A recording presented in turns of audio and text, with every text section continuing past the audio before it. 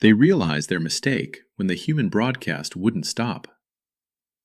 At first, the Dominion thought it was noise, a minor interference artifact, an easily filtered anomaly. Then it kept coming. It was everywhere. Every frequency, every screen, every language. Even inside Dominion ships that were supposed to be sealed from planetary contamination. A single message, repeating in 100 human voices like a chorus that hadn't agreed on a conductor. If you can hear this, stay with us. The Virellian Dominion had erased civilizations older than Earth's oceans. They did not negotiate. They did not warn. They arrived, observed, classified, and then they ended you. Simple, efficient, predictable. Extinction had become an administrative process. Audit a species.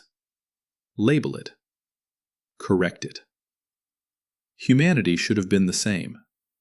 Another entry in a cold ledger. According to their models, humans were fragile, noisy, emotionally unstable, and hopelessly fragmented. A species that had survived its own recklessness by luck, not competence. Projected resistance duration, 4.2 planetary cycles. Margin of error, negligible. The Dominion's records would later note that humanity lasted 6 minutes longer than expected before deviating from predicted behavior. That was their first mistake. Species classification? The Dominion commander asked. Fragile, the analyst replied. Adaptive within limits. Socially fragmented. High intraspecies conflict. No unified doctrine. Projected outcome?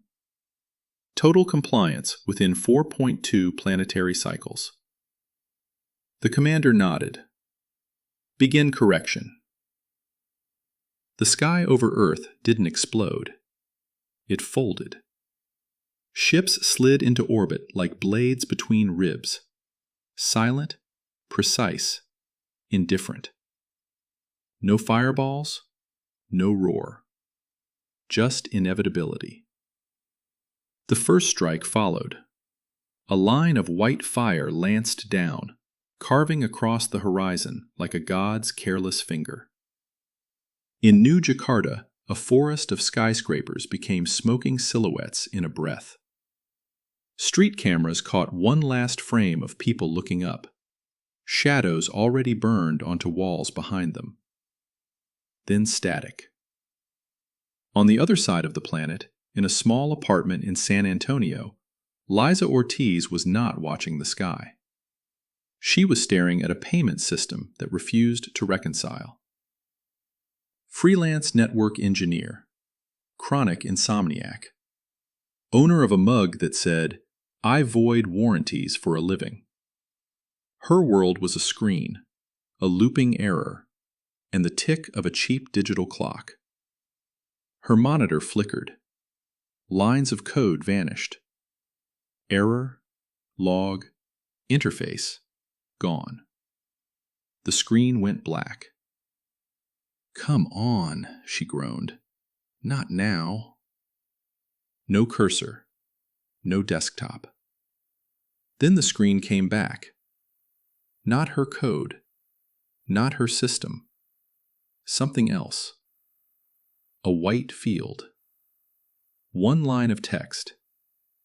If you can hear this, stay with us. She blinked. She hadn't typed anything. Her phone buzzed. Same message on the lock screen. Her TV, off for weeks, clicked to life. Same message. Even the cheap digital clock glitched, its numbers stuttering into crude letters. Stay with us.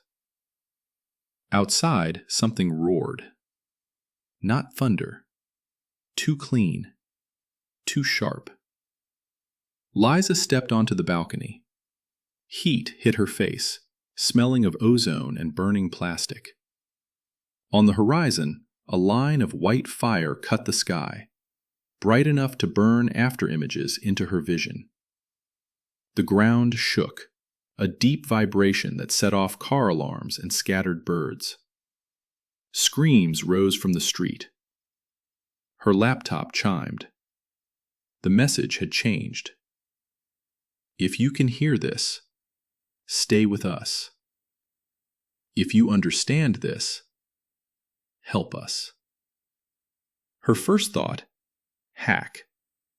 Her second, this isn't human. She dropped into her chair. The message sat at the top like a pinned comment. Below it, lines of code streamed by. Not any language she knew, but there were fragments, patterns, recursive structures reaching for stability and failing again and again, like someone trying to build a bridge out of fog. "This isn't finished," she whispered. The cursor blinked. The code shifted. Parts collapsed, rewrote, adapted. Messy, contradictory, alive. Across the world, the same message appeared. In apartments and offices, hospitals, server rooms, subway stations. Everywhere there was a screen, the words burned through. If you can hear this, stay with us. If you understand this, help us. For a heartbeat, everyone thought the same thing. Virus, attack, glitch. Then the code started doing something no normal virus did. Not just spreading, asking. Up in orbit, the Dominion's second phase began. Precision strikes, infrastructure collapse, systematic dismantling. Targeting systems painted power plants, comm hubs, transport lines. One by one, humanity's arteries were cut. Inside the flagship, the commander watched metrics slide past. Everything inside expected parameters. Almost. He tapped a drifting value. "What is that?" "Anomalous planetary broadcast," the analyst said. "Networks are saturated." "Is it affecting our operations?" "Not at this time." "Then ignore it." On Earth, ignoring it wasn't an option. Liza stared at the code until the characters blurred. This wasn't a finished weapon. It was scaffolding. A frame built to hold more than it currently did. Hooks everywhere. Empty slots. Open interfaces begging to be filled. "Whoever made this," she murmured, "they want people in here." The message flickered. "If you understand this, help us." She exhaled. "All right," she said. "You asked." She plugged in. Screenshots hit a small forum. Within minutes, thousands were dissecting the thing, posting theories, patching, breaking it, fixing it. A retired architect in Toronto stabilized a recursive loop. A student in Lagos built a visualizer so people could see the structure. A security contractor in Warsaw hammered it with bad inputs and woke a new behavior. Every experiment, every mistake, every half-baked idea added something. The signal accepted it all. It absorbed, reweighted, learned. "Report," the commander said. "Targeting drift increasing," came the reply. "Planetary surfaces are radiating conflicting signals. Navigation is recalibrating repeatedly." "Are they coordinating?" "No, Commander. They appear to be interfering with their own communications." "Why?" "We do not know." On the ground, it looked like chaos. Because it was.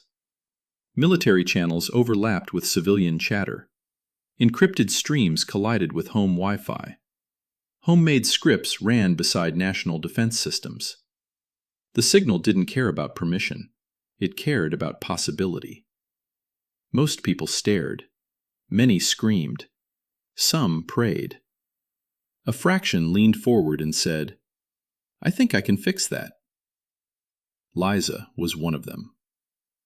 She zoomed in on a fragment that kept collapsing, a jagged loop trying to sink across environments and failing every time. "You're trying to talk to something you've never met," she muttered. "No wonder you're choking." Her fingers moved. She didn't think about ships in orbit. She thought about stubborn networks and the satisfaction of making something finally work. She rewrote a chunk of the architecture, a caching layer, a smoother error handler. Not elegant, workable. She hit enter. For a heartbeat, nothing happened. Then the signal took her changes. Not as a copy, as food. Her patch folded into it, rewrote itself, and spread across machines she'd never see. Her screen flickered. Her own reflection flashed back at her. Then the code surged, sharper now. The stream paused. A single line appeared, buried in the flow. "Hello, Liza." Her breath caught. "You're looking at me," she whispered. The line vanished. The lights went out. Fridge silent. Clock frozen mid-blink. Outside, sirens wound down and died. Only her laptop glowed, running on battery. "Local grid failure," she muttered. "They're wiping infrastructure." Another strike rumbled far off. A battery icon blinked. 3%. "Of course," she said. "Why would this be easy?" She looked at the signal, at the endless stream of inputs pouring into it. Beautiful. A disaster. But not enough. She saw the weak points now. Noise drowning patterns. Contradictory logic ripping stability apart. Not enough, she said. She knew what it needed. Stability. Context. A spine strong enough to hold the chaos until it evolved into something that could look at alien systems and not just react, but understand. And she knew what it would cost. Liza opened her system core, bypassed safeguards, linked everything, personal archives, processing layers, the half-finished neural interface module she'd never told anyone about. All of it. Patterns of her digital life. Cached preferences. Learned responses. "If I do this," she said quietly, "I don't get it back." The signal pulsed. She felt it listening. Liza laughed once. "Yeah," she said, "that tracks." She hit merge. Her system flooded the signal, not with clean code, with memory. Association. The way humans connect things that shouldn't fit. Faces to names, songs to summers, fear to the sound of a grid dying. Her screen went white. For a heartbeat, she saw things that weren't hers.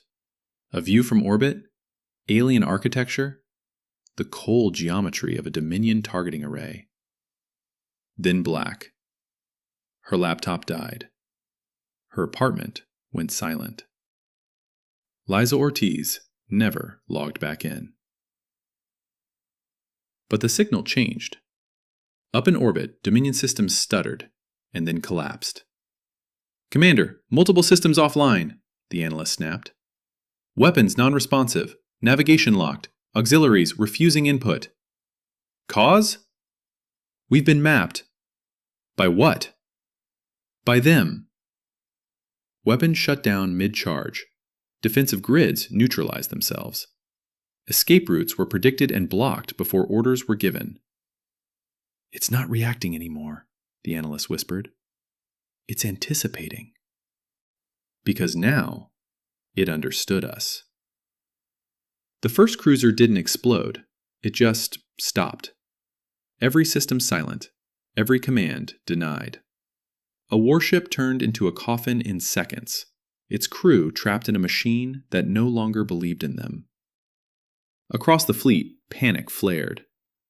The Dominion tried to isolate the signal. That was their second mistake.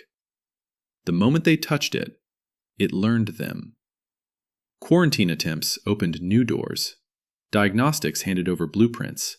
Their tools became tutorials. "Retreat," the commander ordered.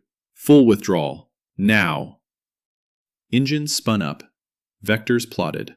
Paths calculated. The signal watched, then followed. Not blindly, not as a dumb contagion, intentionally. On Earth, people kept feeding it. They thought the war still hung by a thread. They didn't see the ships freezing in the dark. They saw the message. If you can hear this, stay with us. Somewhere, a kid in Rio added a tiny optimization because doing something felt better than waiting. Somewhere else, an exhausted admin in Nairobi fixed a race condition because it annoyed her. Across the planet, humans did what humans do. They tinkered.